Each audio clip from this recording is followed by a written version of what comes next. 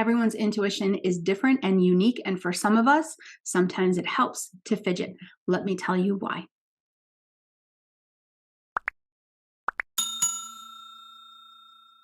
In this video, what I want to cover is I want to cover the different ways people focus in on their intuitive channel. I want to talk about things that you can try to figure that out for yourself and what works best and what doesn't work so well, and really give you some techniques and some tools by the end of this. So let me start with this. Some of us, we fidget. Some of us, better off holding still. It's different for everyone. And what does fidgeting or holding still affect? Really, it affects our left brain. It affects our brain, our analytical, wanting to figure it out, trying to piece things together brain. When it comes to intuition, I tell people the intuitive channel is going to flow. But the number one thing that's going to get in your way is your left brain. It's your analytical mind. It's yourself getting in your own way saying, I wonder, or I think, or maybe this means. So intuitive information will come through. It'll come most of the time from out of nowhere. It'll come in, come through, and then instantly we start to try to pick it apart, figure out what it means, analyze it, guess, think, try, put together. All of those things are all human mind analytical thinking. And all of those things get in the way of intuition. We think of it this way: right brain, creative, it's our intuitive flow. Left brain, analytical. Okay. Think as if when intuitive information is coming through, the right brain is the mail carrier delivering the message. The mail carrier is your intuitive channel delivering the information. And your left brain, the analytical part of you that wants to figure it all out, is a dog trying to bite the mail carrier. This is a huge hurdle for most people that really work at honing their intuition and getting more accuracy and more information flowing through their intuition. And what we want is we want more information and then more information and more information so we can start to put together the guidance that's coming through intuitively. We want to feel, see, hear the things that we need to know, but classic humanness, we get in the way. We block the flow with those wonderful phrases of, I think this means, oh, that could be maybe, see how I'm thinking? See how I'm trying to figure it out?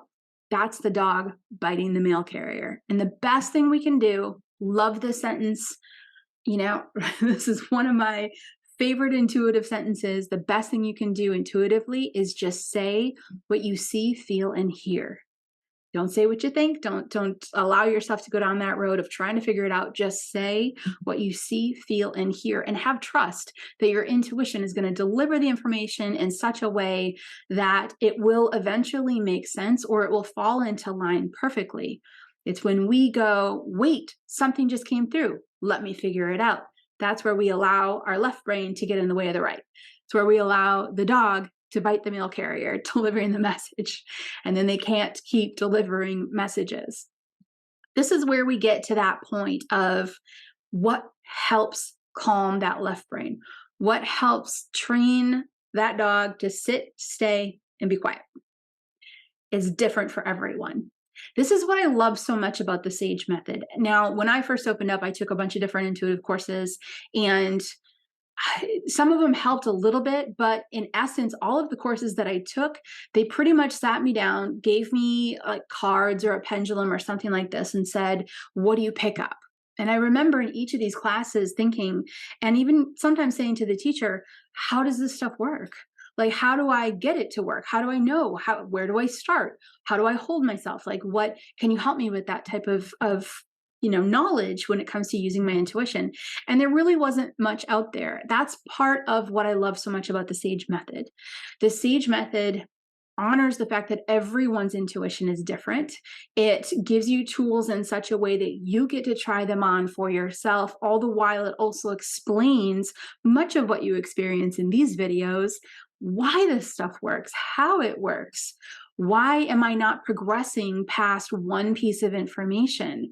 Sometimes it just takes someone to say, hey, could be that dog biting the mail carrier. Let's try a few of these things. Try this, try that, try this, because your left brain is getting in the way of your right brain. Sometimes we need that because sometimes we need that understanding of what the actual block is and how to move past it. And most importantly, this is what's taught in the course, most importantly, how it works out best for you, because you're different than anyone else. Your brain functions completely different than anyone else does. Mine functions different than everyone else. Every single person is wired differently, uniquely, beautifully, and incredibly.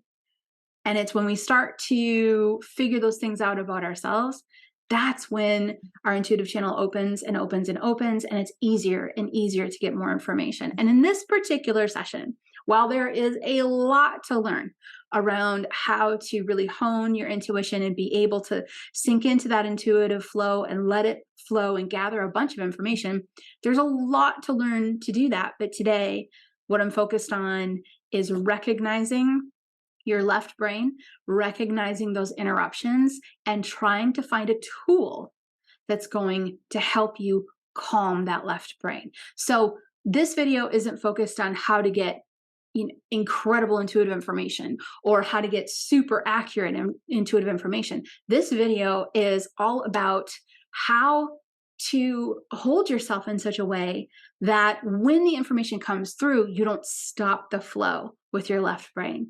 You don't interrupt that moment to say, let me figure it out. Now, we're training this. We're training the left brain. We're training the dog to sit down, to not bite the mail carrier, to not interrupt so that the mail can continue to be delivered, AKA the intuitive messages. And like I said, some of us fidget, some of us don't. So what I want you to do is really think about your personality. How best did you learn in school? How best do you receive information and knowledge? How best do you anchor that information and knowledge in to yourself to be able to use it? Are you somebody that learns best in a quiet setting just by reading through a book? Or is it somebody that, are you somebody that has to have like that hands-on kind of experience? Do you need to fidget or not fidget? Do you need to sit and meditate and be balanced in that calm? Or do you need something physically distracting? Let me give you some examples. Edgar Cayce, for example, was a trance medium. What that means is that he would relax into such a deep state of relaxation that it would put him into a trance, and that's when the intuitive information would flow. That's someone that does not need to fidget. That's somebody that needs to be very peaceful, very quiet, very calm, holding still, and it's in that trance state that they're able to allow that intuitive channel to flow. Is that going to work for everyone? No. This is why one of my favorite tips to tell people is don't try to be intuitive like someone else is. Figure out how it works for you. Okay. Some of us, that works. Some of us, the more quiet, the more peaceful, everything needs to hold still and be silent. Now the intuitive information starts to come through.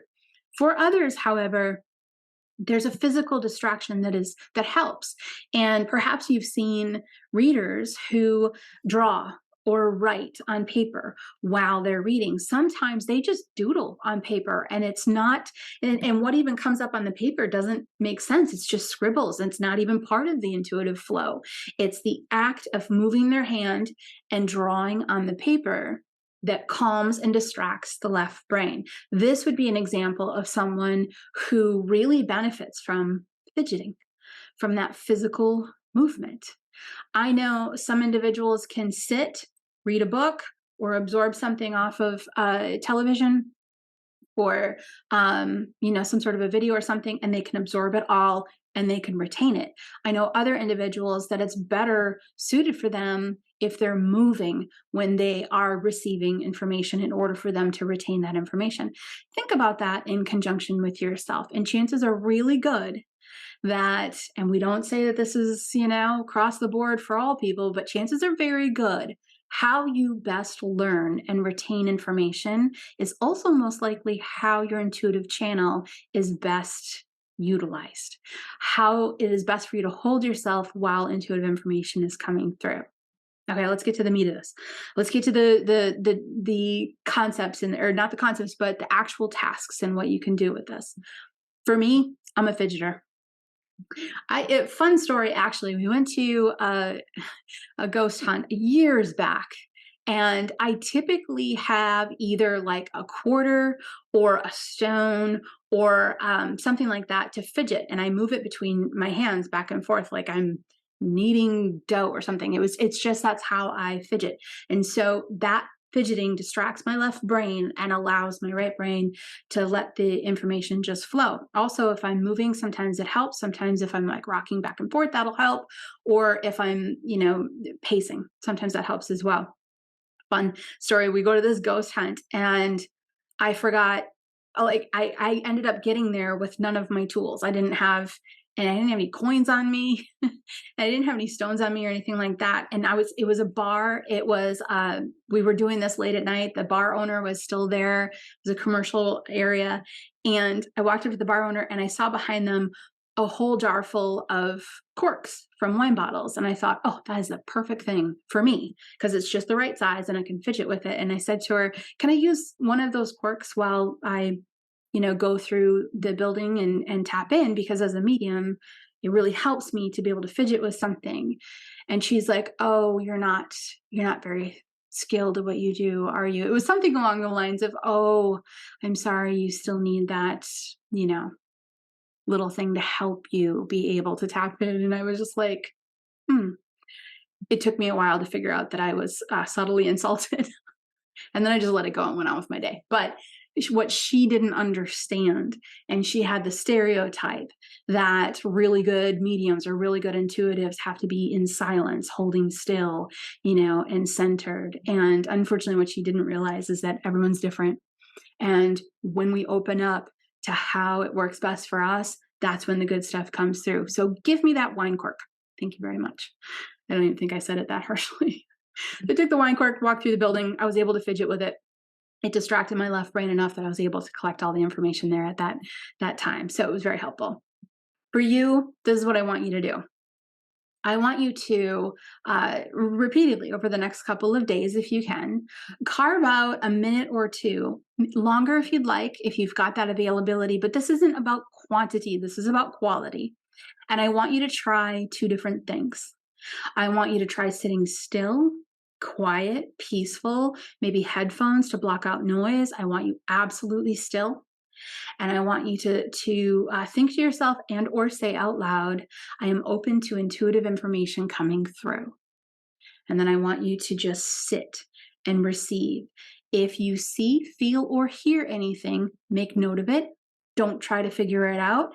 Just let it come in and then let it go. Let it come in and let it go. When you're done, if anything did come through, I want you to write it down on paper. Now, when you're done with that, shake it off, reset, walk around the room, find something to fidget with. Pen to paper, wine cork, whatever it is, a pencil, a necklace, a stone that means something to you. Find something to fidget with and let yourself fidget. And then again, sit for a minute or 2 minutes, a little bit longer if you have that time, and think or say out loud, I'm allowing intuitive information to come through. Any intuitive messages that can come through, please come through now. When they come through, what you see, feel, and hear, receive that. Don't try to figure it out. Let it go. And when you're done, I want you to write down everything, if anything, that did come through.